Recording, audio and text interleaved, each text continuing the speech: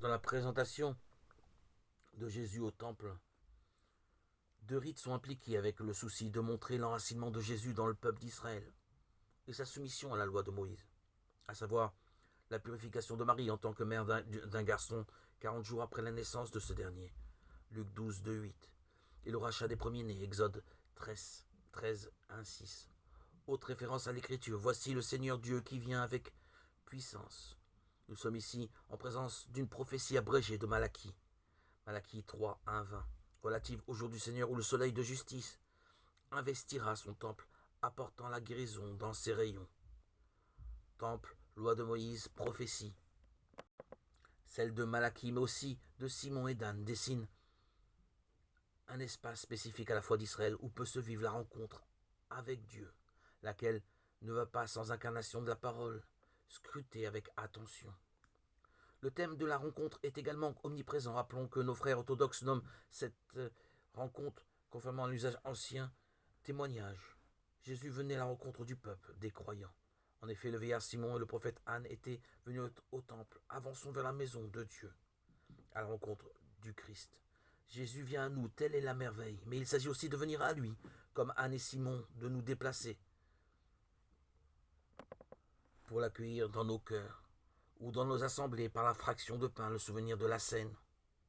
Il nous appartient donc de répondre à l'initiative de Dieu en nous laissant purifier, présenter, autant dire en nous associant à l'offrande du Christ.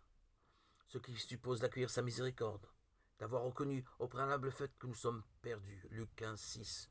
Notons que cette rencontre avec le Seigneur ne peut avoir lieu sans la présence agissante de l'Esprit Saint qui inspire à Simon et Anne de se rendre au temple, qui les éclaire en leur permettant de reconnaître en cet enfant le salut, le Messie attendu par Israël.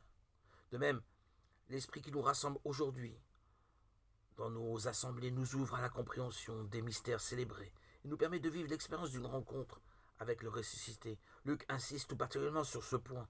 Pas de vraie rencontre sans la présence de l'Esprit Saint. Allez voir le récit de la visitation. Venir à la rencontre du Christ implique donc d'orner sa demeure. D'orner son espace intérieur en s'approchant de Dieu, en acceptant son dessein en nous. Les desseins et la volonté de Dieu qui s'accomplissent en nous. Ce Christ, roi de gloire, lumière nouvelle, Fils éternel engendré avec l'aurore, nous éclaire, nous conduit au Père, source et origine de toute lumière, lumière qui ne s'éteint pas, lumière véritable, lumière éternelle, une lumière à recevoir et à transmettre pour que les ténèbres de ce monde manifestent dans l'idolâtrie sous toutes ses formes, manifestées dans toute l'idolâtrie qu'il y a dans ce monde, dans cette société, reculent et enfin disparaissent.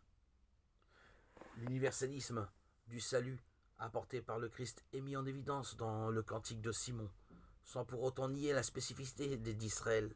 Le lien entre la paix et la vision du salut nous donne une clé précieuse qui nous invite à chercher dans nos vies les traces de ce salut déjà donné et en attente de son accomplissement. Alors laissons-nous conduire par l'Esprit au lieu de notre cœur pour vivre la rencontre qui nous rendra capables d'expérimenter la joie du renouveau par le Christ notre Seigneur.